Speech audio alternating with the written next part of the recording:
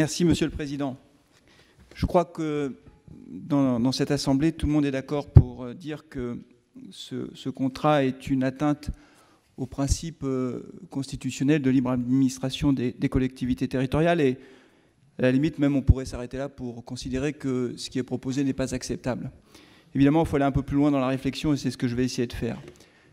Simplement, je voudrais rappeler, mais vous le savez, mes chers collègues, qu'on assiste depuis plusieurs années maintenant à un mouvement massif de recentralisation, ça a été dit, et cela n'est en rien dû à l'Europe, pardon de le dire, mais ça n'a strictement rien à voir, c'est un problème franco-français. Et d'ailleurs, c'est assez frappant de voir que nous sommes l'un des pays où le pouvoir est le plus concentré. Il suffit de regarder nos voisins européens ou même ailleurs dans le monde où il y a des pouvoirs législatifs qui sont attribués quelquefois à certaines régions. Nous avons cette particularité d'avoir un État très centralisé, j'allais presque dire très parisien, et même si ce n'est pas le sujet du jour, je crains fort que la réforme constitutionnelle telle qu'elle est annoncée, à savoir la réduction du nombre de parlementaires, conforte encore ou accélère ce mouvement de recentralisation avec une représentativité des territoires encore plus faible. Je sais que quand je dis ça, je ne vais pas dans le sens de ce qu'attendent les Français ou ce que pense l'opinion, mais je considère que ce serait une grave erreur, une grave atteinte en tout cas à la représentativité des territoires. Alors quand vous voulez recentraliser, il y a 3 techniques qui sont infaillibles, surtout si elles sont mises les unes après les autres. La première technique consiste à créer des grosses structures, des grosses intercos, des grosses régions qui ont été créées un soir à l'Élysée, on ne sait pas trop comment, et qui nous sont tombées dessus. Et tout à l'heure, vous avez évoqué, Monsieur le Président, certaines de ces conséquences néfastes pour notre région Auvergne, avec l'exemple de l'ARS. On pourrait multiplier les exemples de directions de l'État qui ont quitté notre territoire et qui rendent le travail des élus locaux, mais pas seulement d'ailleurs, beaucoup plus compliqué avec les services de l'État. Non pas qu'il y ait une mauvaise volonté des services de l'État, mais simplement que l'éloignement fait que mécaniquement, c'est plus difficile. Je rajoute un point, pardon, mais je profite de l'occasion pour le dire, que cela a aussi des conséquences dans un autre secteur, qui est le secteur associatif et notamment sportif, où les ligues d'Auvergne ont purement et simplement disparu au profit des ligues Auvergne-Rhône-Alpes. Systématiquement, c'est Rhône-Alpes qui a remporté la mise, mécaniquement, et que ça met en difficulté de nombreux clubs sportifs parce que, par exemple, les cotisations qui sont demandées ne sont pas du tout les mêmes. Et évidemment, en face, il y a des moyens financiers en Rhône-Alpes qui sont nettement supérieurs et qui permettaient aux clubs de faire face à ces cotisations, alors qu'en Auvergne, ce n'est pas du tout le cas, et c'est un point extrêmement alertant. Pardon, ça n'a rien à voir avec le sujet du jour, mais je profite de l'occasion pour le dire. La deuxième technique, quand vous voulez recentraliser, c'est que vous videz certaines collectivités territoriales de leurs compétences, petit à petit. Vous laissez une espèce de coquille vide. C'est beaucoup plus subtil et beaucoup plus efficace aux yeux de l'opinion que de dire on va la supprimer purement et simplement.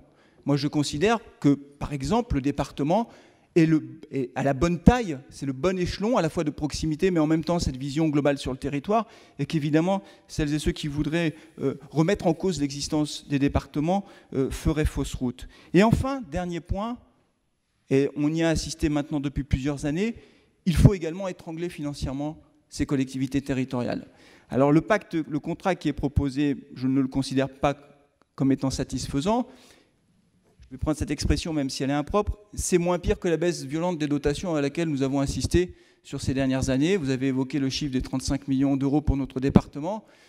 Voilà, ça n'est pas bien, mais ce qui a été fait sous le précédent quinquennat était pire, pardon de le rappeler.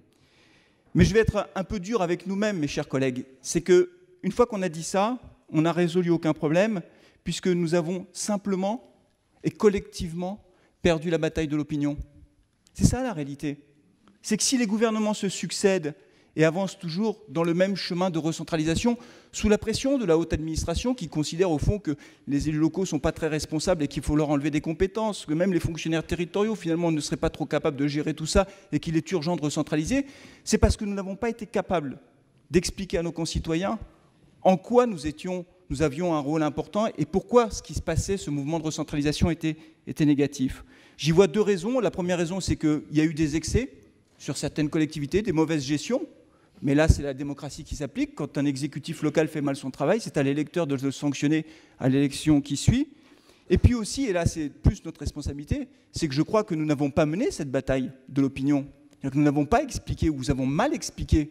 Je crois que tout le monde est responsable, y compris d'ailleurs les associations d'élus. Si nous ne faisons pas de la pédagogie pour expliquer ce que nous faisons, personne ne le fera à notre place. Ce qui fait qu'encore une fois, ce mouvement de recentralisation, il peut se poursuivre tranquillement, et à mon avis, on n'est pas forcément encore au bout de tout ça.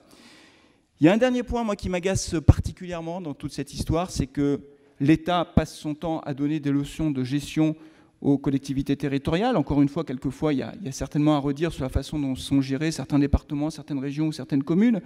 Mais ce qui m'agace le plus, c'est que l'État décide bien souvent d'augmenter nos dépenses sans que nous n'ayons notre mot à dire, que ce soit à travers de nouvelles normes ou à travers de décisions qui impactent notre masse salariale, ce qui fait que même en restant à ISO effectif d'une année sur l'autre, votre masse salariale peut augmenter de 1,5 à 2% par an. Si vous avez PPCR qui revient, parcours professionnel, carrière, rémunération, ce sera encore plus.